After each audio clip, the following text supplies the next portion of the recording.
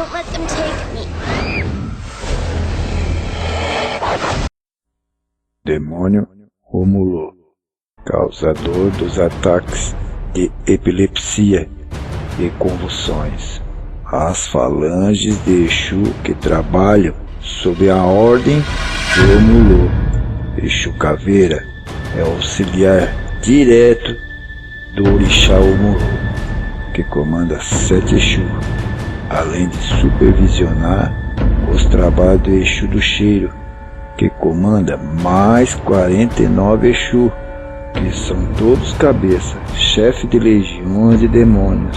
A epilepsia, causada por Rômulo, é uma disfunção do cérebro, que cursa com descargas elétricas anormais e excessivas do cérebro, que corrompe temporariamente suas funções habituais e produz manifestações involuntárias no comportamento, no controle muscular e na consciência ou na sensibilidade do indivíduo.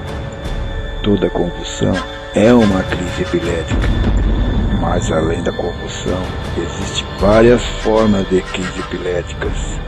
Os demônios entortam o ser humano na convulsão. As pessoas apresentam movimentos grosseiros de membros, viram o olho para trás, liberação de fixneres e perda de consciência. É um exemplo comum de crise epilética não convulsiva é a crise de ausência. É relativamente frequente, uma vez que comete 1 a 2 pessoas em um grupo de 10 indivíduos. Estima-se que haja cerca de 3 milhões de pessoas que o Rômulo, com sua legião, tem preso com epilepsia no Brasil.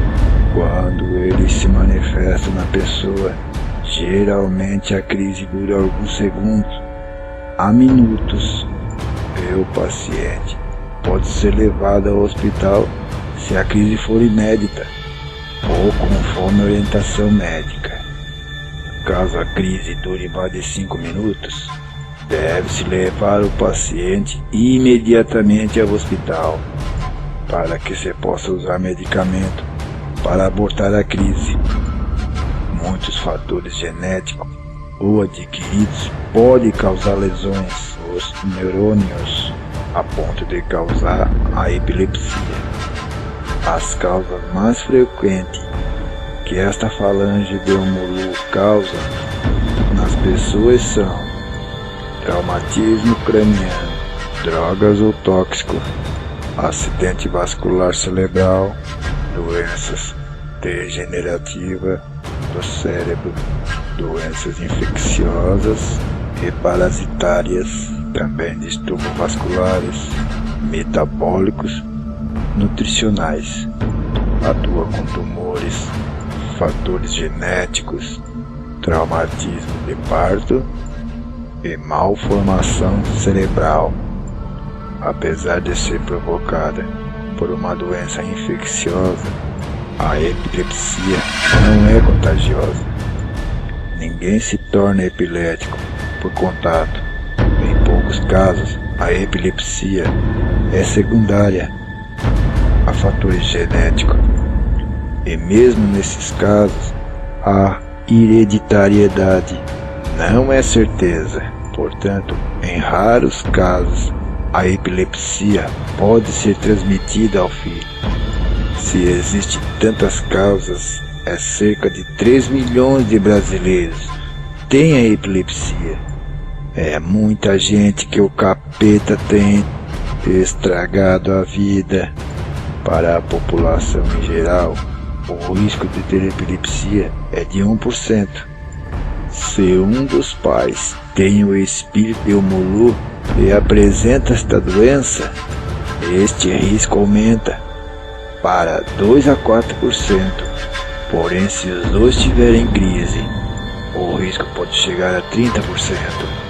Já para os irmãos gêmeos, quando um deles tem crise epilética, o risco para o outro é de 10 a 20%. Se não forem gêmeos idênticos, é de 80%. Observe como estas legiões trabalham para destruir. Os exames mais importantes para os diagnósticos da epilepsia é o eletroencefalograma, que pode ser realizado no intervalo ou durante a crise, quando então a chance de identificar o local do problema é bem maior. A ajuda do médico na classificação do tipo de epilepsia, na escolha da medicação mais adequada, na definição do tempo de tratamento, na programação de outros exames complementares, como por exemplo a tomografia computadorizada e a ressonância magnética, que pode identificar lesões cerebrais e constatar a causa da epilepsia. Quando se identifica uma causa que provoque a epilepsia, esta é identificada por sintomática, ou seja, a epilepsia é apenas o sintoma pelo qual a doença subjacente se manifestou. Em 65% dos casos, não se identifica nenhuma causa, porque é espírito de demônio. Eles dão outro nome, a epilepsia idiopática. O espírito não aparece na ressonância magnética. Na maioria dos casos, não há cura, mas sim tratamento.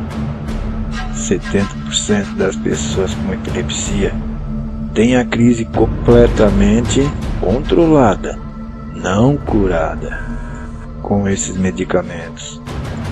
É o primeiro passo para o controle adequado da crise. É o uso correto da medicação, respeitando rigorosamente a orientação do médico quanto às doses e horário em que se deve tomar a medicação. Em geral, a medicação deve ser usada por ano ou até no final da vida. O demônio Molu, com sua falange, tem destruturado muitas pessoas com seus ataques epiléticos. Eu mesmo fui vítima desses desgraçados, mas eu os venci com o meu Mestre Jesus. E para os 30% restantes que não controlam a crise com o medicamento, há alternativas, como o tratamento cirúrgico, que promove a remoção da parte do cérebro que dá origem a descargas elétricas que causam a crise. Em determinadas situações, o médico pode recomendar a mudança do padrão alimentar, que pode levar a uma alteração no metabolismo do paciente, favorecendo o controle da crise. A maioria das pessoas com epilepsia aparentam levar uma vida normal, ainda que a epilepsia atualmente não tenha cura definitiva. Em algumas pessoas o demônio se esconde, eventualmente não desaparece, se esconde por um tempo. A maioria dos ataques epiléticos não causa lesões cerebrais. Não é incomum que pessoas com epilepsia, especialmente crianças, desenvolvam problemas emocionais e de comportamentos. Há muitas pessoas com a epilepsia. O risco de ataques epiléticos restringe sua independência. Desde a antiguidade, a legião de Molu tem agredido a população. O grande número de pessoas e celebridades que apresentam ou apresentaram epilepsia. Alexandre o Grande, imperador da Macedônia. Alfred Nobel, criador do Prêmio Nobel. Machado de Assis, escritor brasileiro. Napoleão Bonaparte, imperador francês. A legião do inferno de Molu também pegou Dom Pedro Imperador do Brasil, Van Gogh, pintor holandês, também Eric Clapton, o guitarrista inglês. Este é o trabalho do infeliz chamado Homo Lo.